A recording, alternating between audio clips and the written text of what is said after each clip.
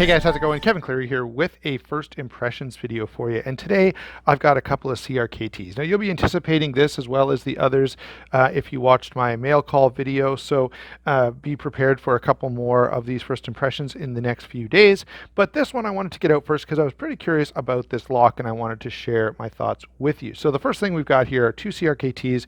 The small one here is the smaller version. So there is a similar knife with a tanto blade that's larger. I don't know whether or not I'll get the large or not. It'll depend on a couple of things that I'll talk about here in a second. The other knife we've got here is the CRKT Linchpin, and it does have the deadbolt lock, and that's something I was really curious about. Okay, so that's the primary reason that I went ahead and asked Chad to send this knife along. By the way, these both did come from Southern Edge Knife Works, and if you want either one of them or anything else, use my discount code SHARPSTUFF. You'll save yourself 15% off, which is very nice. And of course, if you're in the US, you'll get free shipping. If you're here in Canada with me, you're going to have to pay 15 bucks. That's just the nature of the beast. Part of collecting in Canada is that extra shipping all the time. Even if you're shipping within Canada, it's much more expensive than shipping within the US. Okay. So let's start off with size and weight. I'll move the fighter out to the side for a second and focus just on the Linchpin. So how big is this guy? It is a fairly substantial knife, guys. So this is 8 7/8 inches overall. We've got a 3 3/4 inch blade, 5 1/4 inches on the handle. The grip area here is 4 inches plus this very generous finger choil. So it's quite a lot of grip area, even if you have really big hands. One number I wanted to give you guys, this is a pretty thick knife. Okay, so this is 9/16, so over half an inch thick. And the weight on this, not unexpectedly, okay, it's a pretty substantial knife, and you can see the amount of steel that's involved. Take a look at those liners, by the way. You can see they're not milled out or anything. So 6.1 ounces, little hefty for its size, but not a big deal. And in fact, I have carried this a little bit just because it's been a few days before I was able to get to this. So I actually have carried this and it's not all that bad. I'll save further discussion though for the review. Let's go ahead now and take a look at the fighter.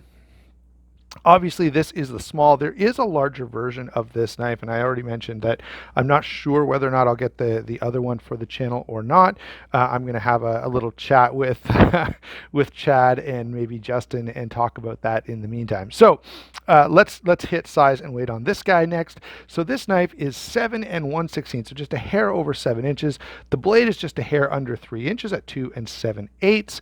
The handle overall, that is the closed size here, okay, is 4 1/8 inches, 3 inches of grip area. Okay, so between here and here we get 3 inches, and it weighs in at only 3.2 ounces. So I will say this is an attractive little knife. It's of course based on the Brian TIE fighter, which I like a whole lot, and I had the mid-tech of it and I really enjoyed that, which is kind of why I picked this up. Brian TIE is a fellow Canadian, so I'm a bit of a fan. Little hiccup on this one in terms of ergonomics. So we'll talk about that in the full review, but this is hard to figure out how to exactly to hold on to this thing. And that's my initial impression. So this is an initial impressions video. The first time I touched this, I was like, where do you grip this? I don't understand. Okay. So that really is the first thing I thought. And if in the meantime I figure it out and I find a way that I end up liking this, I'll update you in the full review in terms of, how I figure out how to hold on to this. But for now, that's the first thing that really comes to mind with this guy.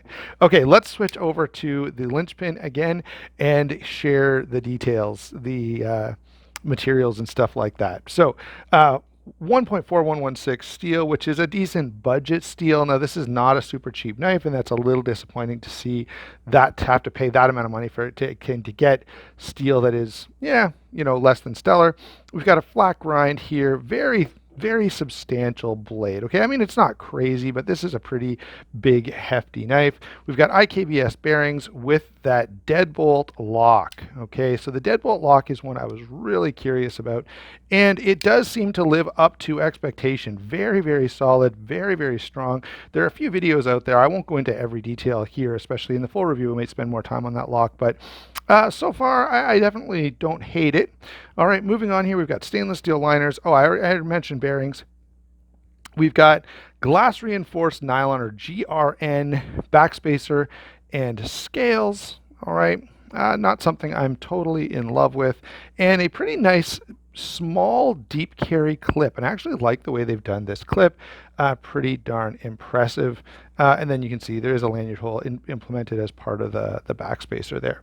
Okay, so those are the sort of materials that are involved here, and the features. By the way, I forgot to mention it obviously has thumb studs. You can see that if you're watching. So let's switch back over to the fighter and we'll work through those details. Okay, so the blade on this guy is going to be HCR13 MOV, flat grind, stone washed finish. It is a thumb stud or flipper tab deployment. Button lock, it's nice to see a button lock, and this one's pretty comfortable. IKBS bearings again. Very solid side to side, but there's a teeny bit of up and down. It's not crazy. In fact, it's barely there, but it is there. And that's pretty typical with budget button locks. A button lock is, it has to be just right. And so, I've gotten good button locks from Hogue and Spyderco and a few other places, but it's one of those lock mechanisms that's easy to mess up, and it often happens if you buy one that's, at a really cheap price point.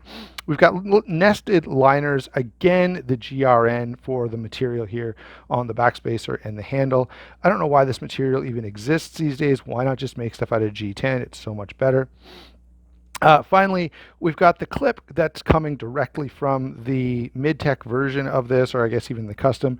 Really, really cool clip, and I loved it on the mid-tech, and I like it here as well. It works quite nicely, and it looks to be, as you can see there, reversible, which is kind of nice. All right, so those are the features. Again, we got a little bit of a pattern there. So since I've got this one out, let's now move on to my initial thoughts. First off, with the fighter, really, really cool design. I think this is actually one of Brian Ty's best designs. I think it's such a cool knife. Very, hard use, tactical, really embraces the idea of a fighter, which it is. And of course, being a Star Wars fan, I love the tie-in to Star Wars. The problem with this one in particular is the materials are not unexpected. Okay, this is not an expensive knife. I think it's like between $20 and $30. And for that price, it's not unexpected to get fairly budget-minded materials. However, the ergonomics are a bit of a miss. At this point, I just can't figure out exactly how to hold on to this and in a way that can do anything. What I may do with this, in fact, I've asked a couple of people to just hold on to it in the couple of days that I've had it. And everyone's like, yeah, this is uncomfortable, except kids. Okay, every kid I've tried this with, their hands just fit really nicely. You've got lots of room for 2 fingers there and 2 fingers there. So perhaps if you're looking for a knife for your kid, or if your wife has really small hands, something like that, this might work out for those people. But for me, it's pretty tough to hold on to. Moving over to the Linchpin. I like the design. I like the lock. Overall, it's a cool looking knife, and I can see it being useful. And I'll definitely put it through its paces, and we'll find out just how useful it is. The big thing, though, is I think it's a really cool lock, and I like the way CRKT has done this. It's my first chance to try one of these deadbolt locks, and I think it's pretty cool. I just wish they would have gone with a better steel here on the blade. Not that this is the worst steel ever. It's not just total garbage or anything, but for the price these are going for, I think these are around $80, and I really expect something better. And of course, for CRKT, I hate to say this, but they have a really bad history at that price point. No one seems willing to buy them. I remember there've been a number of CRKTs that came out between that, $70 to $100 price point, and people just pass on them. So I don't know. I think the problem is the materials don't seem to live up to the price point, especially considering, these are made in China, and the other things available for that price point coming out of China are, generally speaking, at a higher level. Okay, materials wise, I should say. Everything else about this is quite fine. So those are my initial impressions on the 2 new CRKTs that I got to check out.